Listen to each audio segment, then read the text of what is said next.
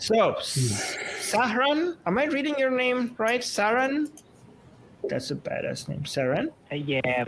Sounds like... Iran. Okay. Hello. Hi. Go ahead. Up queso. Hi, Jamie. Hi, JMike. Hey, how are you? So, recently, yeah, I'm good. So, recently, I was engaged in a debate with a theist. He was Muslim and he was trying to convert me. So, I told him to wait and I will study and then give some replies to you. So, I was talking him like I was playing for an atheist. So he asked me a question and I couldn't find any good answers to that. So I'm here to ask you guys about that. About Go ahead. Yeah. Sorry, my English is not so good. So no, you're fine. Me that where does morality come from a perspective of an atheist? Because from a perspective of a theist like Muslim, they say that incest is wrong because Allah said it. So I can't give any answers to that, that how things are wrong and how things are right.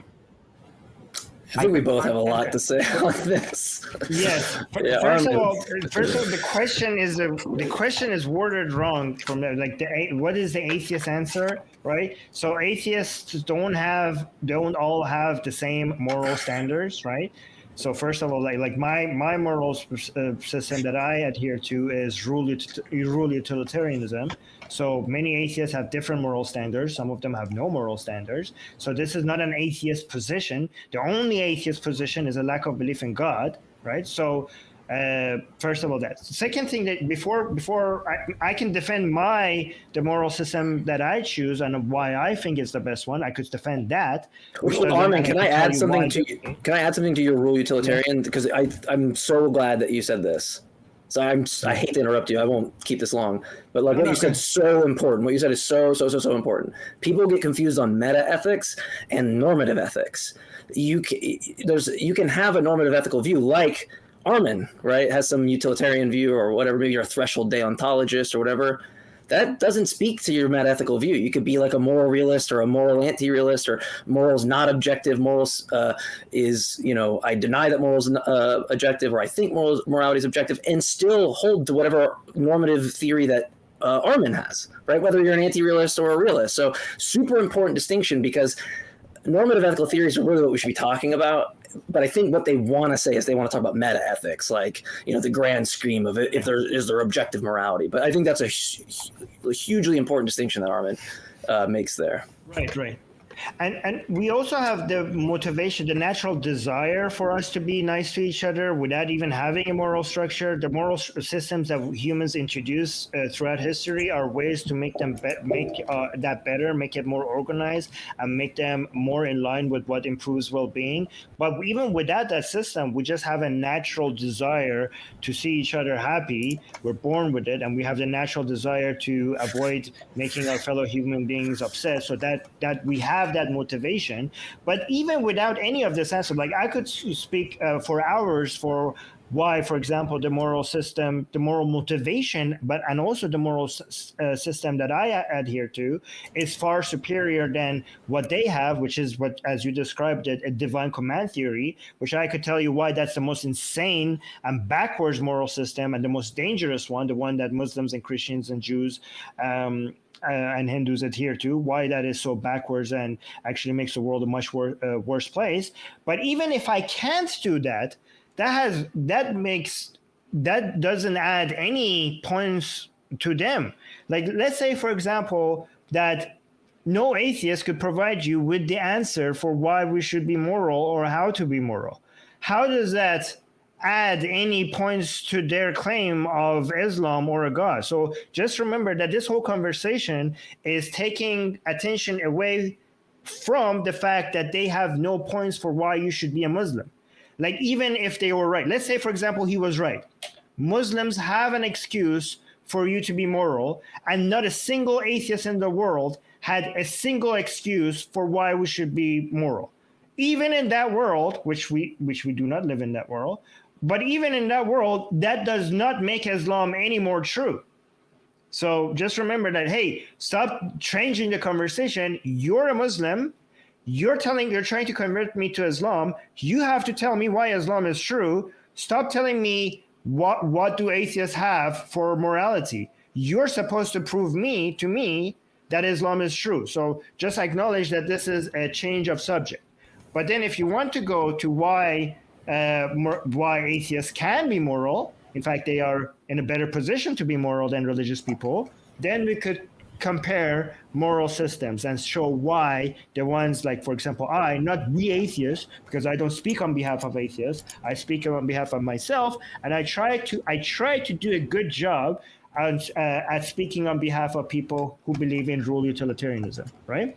And if we want to get into that conversation, then I could easily show why our moral standards is far superior than anyone else, not just the divine command theory people, which they're just in the back of the line. They're the worst. But we are also better than deontologists. We are better than virtue ethicists, and all of these people are better than divine command theorists. But divine command theorist basically means God says so it's true. By the way, you could ask the person that told you that. So you should have asked him the two questions, right? So he said that, well, God says that incest is wrong. That's why we think incest is wrong. You atheists don't have that. You should have asked him two questions. Would incest be good if God said incest is good? Would that make it good then? That you should have asked him that question. And also ask him this. Is the only reason why you're not fucking your sister is that because God says so? Would you have done so? Would you have had sex with your mom? Would you have raped your mom if God did not tell you not to rape your mom? Ask him that question. Because if the answer is yes, that's the only thing, the only reason that he's not doing it, then that's a very dangerous person. Tell him that, okay, you have problems, right? But if he says, no, I would still not have raped my mom without Islam. If there was no God, I would still have not raped my mom. Then say, well, checkmate, I win. Exactly. That's my point. Okay. So you have other sources, other reasons why you have standards other than Islam. Okay, that's great. So my last question is, how do I tackle cause and effect question? If he tells me that there is always a cause for an effect, so if we backtrace everything in this universe, we'll have to go to a first mover who started this. No, we're not doing cause and effect stuff because I'm going to do one question per caller. I see the question. Armin, I'll answer it. It's fine. I want to answer this. Okay, you go ahead. I saw JMike. You take this one. Like 1 or 2 minutes. Sorry?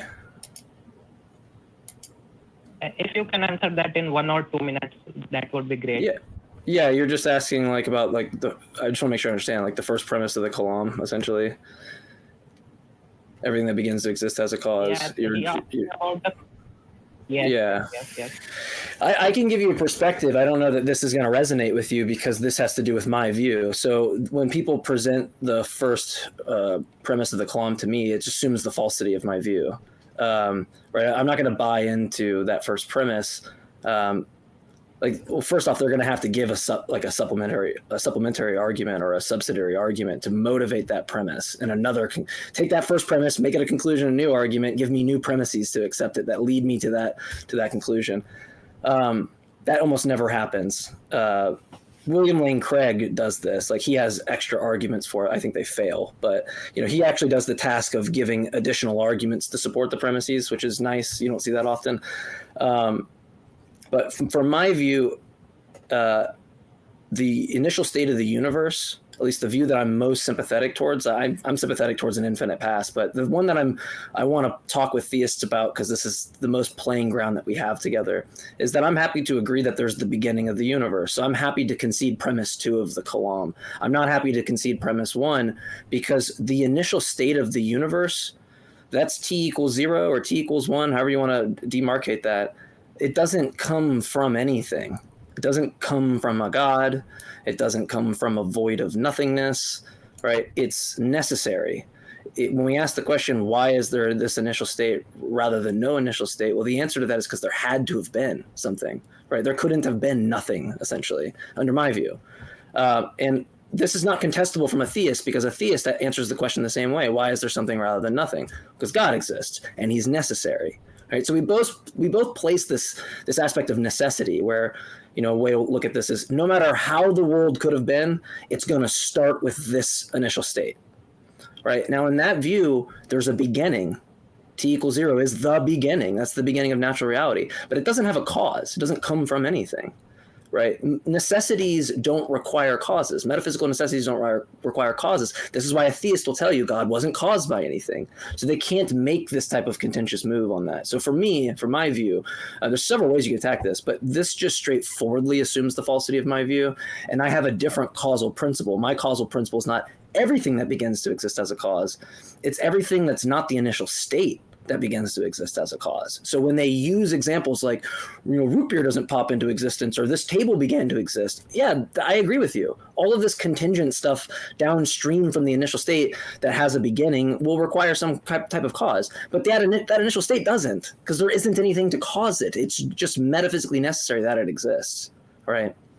And so I don't think that many theists are used to that type of response. But if you read, if you want to read, there's a really awesome philosopher named Graham Oppy, and he goes over a lot of different kind of perspectives that a naturalist can take on this. So I hope that helps. Okay, I get it. So thank you, Jamie. Thanks, JMike. Yeah. Thanks for the help. Yeah, of course. I'll try to gather more information after I view much of your channel, and then we'll talk later. Sure. And I just want to give one tip. Like, if you're getting a theist that's just asking you questions constantly, how do you do this? How do you do that? That's like, I feel so many people die on the hill for positions, but if they're trying to say that like only God can ground this thing, or like you can't have morals without God, you should take the route of, okay, that's interesting. Support that. And then you'll notice what they'll do is, instead of supporting it, they'll go right back to what you think, right? But think about how much of a dog shit argument it is that their argument on why God grounds, you know, X, Y, or Z, or how he establishes morals or whatever. Think about how dog shit of an argument it is if it depends on answers that I give you in a question. Right. It's just, if an argument depends on what JMike thinks in order to prove God, that sounds like a really dog shit theistic argument to me. So I would just notice that, like, the pattern when we talk to a lot of theists is they want to inquire about your view instead of actually substantiating the claim to begin with. And it would just feel really weird that I have something to do with, you know, you didn't meet me before this conversation. Why do I have anything to do with, you know, your reasons? So. Yeah, Islam is true because you don't have the answers. Yeah, it's so weird. Yeah, it's so weird, man. But people seriously believe that. Like, they seriously think that they did some work there. It's like, maybe you destroyed my view. You know, maybe I haven't had that happen yet. Maybe you destroyed my view, but you have all of your work left ahead of you. You know, like, what are you doing? You know, like, yeah. Yeah, it's like saying I am a great person. Like, okay, Armin, why are you a great person? Why are you such a great person? Well, because JMike is a horrible person. Yeah, yeah. Exactly. What? How does that connect? Okay. Yeah. All right. Exactly. Thank you so much. I'm gonna let you go. That was a callback again.